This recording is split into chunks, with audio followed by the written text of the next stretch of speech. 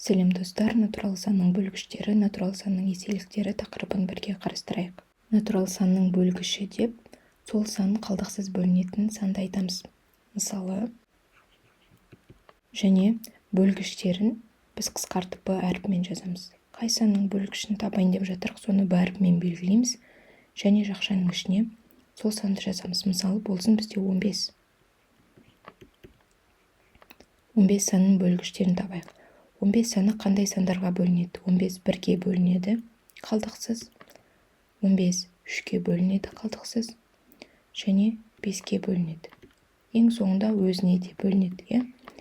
Енді осы жерден тағы да келесін шығарсақ болады. Кез келген натурал санның ең кіші бөлгіші ол бір саны болады. Әрдайым бір саны болады, ал ең үлкені сол санның өзін жазамыз. Тағы бір мысал жасайық. 13 санының бөлгіштері 1 және 13 санының өзі ғана болады. Тағы да бір мысал. 18 санының бөлгіштерін жазайық. Енді жұп-жұппен жазып көрейік. 18 1-ге бөлінеді, олай болса 18 18-ге бөлінеді. Кейін 18 2-ге бөлінеді, 2-ге бөлгендегісі 9. 18 3-ге бөлінеді, ол кезде 6 шығады. Енді қарайық, біз жұптадық. 18 пен 1, 2 мен 9, 3 пен 6. Бұл натурал санның бөлгіштері жұбы.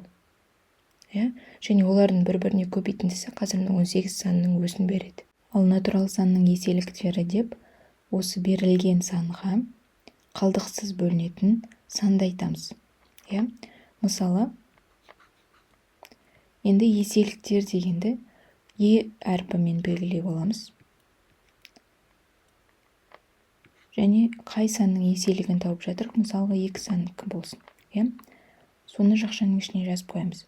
Енді еселіктерді жазайық. Еселіктер сол берілген сан, мынау 2-ге қалдықсыз бөлінетін сан. Яғни 2 саны 2-ге бөлінеді. Одан кейін 4 саны 2-ге бөлінеді. 6, 8, 10, 12, тағы кете береді. Енді қарайық. Осы жерде не шығаруға болады? 2 саны, яғни натурал санның ең кіші еселігі, ол сол санның өзі болады. Яғни қай сан берілсе, сол санның өзінен бастаймыз. Және олардың ең соңғысы жоқ, қарасақ, ол шексіз кете береді. Яғни натурал санның еселіктері шексіз көп.